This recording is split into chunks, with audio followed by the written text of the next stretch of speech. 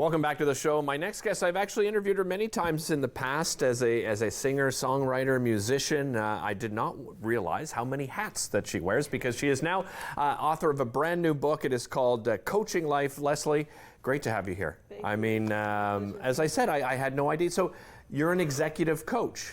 Yes, I am. So let's start there. Sure. Tell me, what is your role as an executive coach? So I've been an executive coach since about 2012, I guess. Okay.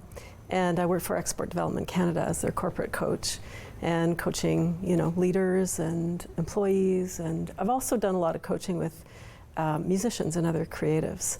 And so there are a lot of things that come out of thousands of hours of conversations, and you get themes, Right. And so, and when people find out I'm an executive coach, they kind of lean in and they go, what do people talk to you about?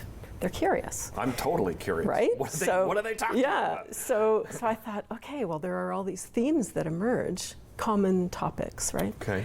And so I decided that of those 22 themes that I've noticed over those many, many conversations, I can write a book about that. I can tell stories about real clients and coaching models, and I put neuroscience tidbits, et cetera, in there, real coaching practices that you can try. But what makes this book really unique, and I've never seen it done before, is because I am a musician, I've embedded music throughout the book. Really? And so each chapter opens up with the lyrics to one of my original songs, because a lot of my songs are inspired by, a coaching client that I had, or their topic, or a practice that I've given them that I've then turned into a song. There's a lot of those in the book. And I'm releasing the audiobook soon.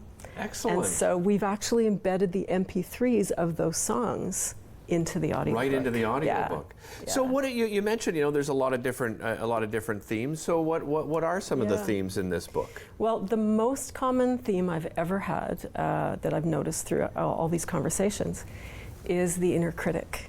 Right? That little voice that I know kind it of well. Right? Most of us do. I really do. Most yeah. of us have an inner Yeah. critic. And so you'll hear me in the audiobook, for example, you'll hear me say, chapter 1, inner critic, and then the song Hello Old Friend plays.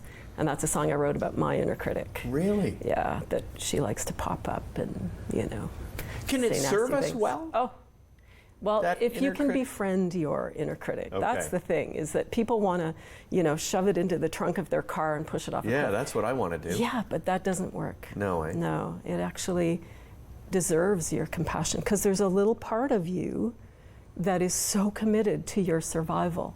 It's constantly monitoring, right? Looking for risks.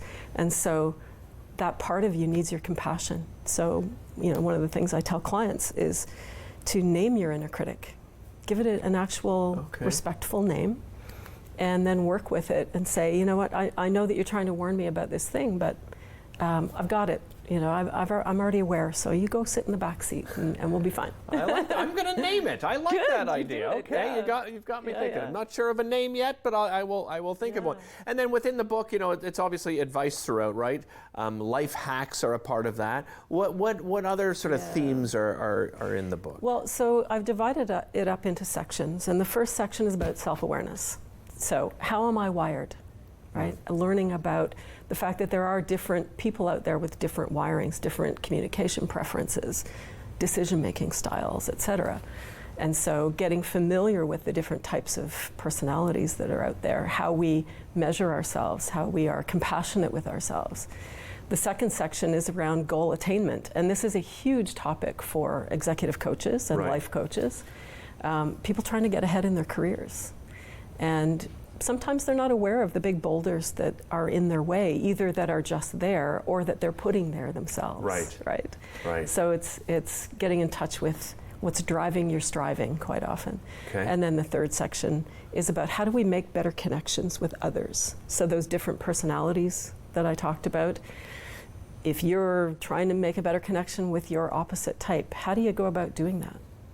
So that you can tune into each other and kind of meet in the middle. Yeah, and I imagine that's not just going to work in the business side of your life, but in the personal side of your life as well, right? Well, you take yourself wherever you go.